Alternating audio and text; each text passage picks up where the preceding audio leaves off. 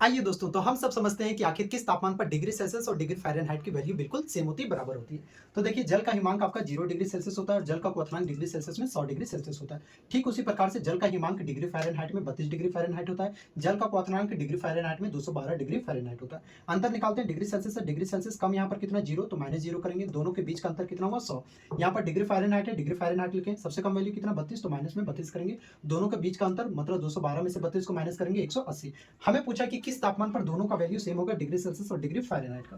ठीक है, तो डिग्री सेल्सियस के यहाँ पर x बैठा दिए हैं -0, ठीक है, यहाँ पर बटा में 100 बराबर x माइनस 32 बटा 180। ये दोनों को हम लोग क्रॉस मल्टीप्लीकेशन करेंगे, आपका ये वैल्यू आएगा तो 180, ये प्लस 100x है, इधर आएगा तो माइनस 100x बराबर कितना हो जाएगा -3200।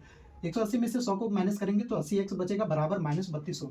x का वैल्यू निकालेंगे तो -3200 बटा में 80, ये दोनों को कट करेंगे तो मतलब -40 डिग्री, यानी कि -40 डिग्री तापमान पर डिग्री सेल्सियस और डिग्री फ़ारेनहाइट दोनों का वैल्यू बिल्कुल क्या होता है, सेम होता है। लेकिन याद रखिएगा, जबकि डिग्री सेल्सियस और केल्विन दोनों का वैल्यू कभी भी सेम नहीं हो सकता है। सबसे कम से कम तापमान आपका क्या हो सकता है, 0 केल्विन हो सकता है, उससे ज्यादा कम तापमान नहीं हो सकता है।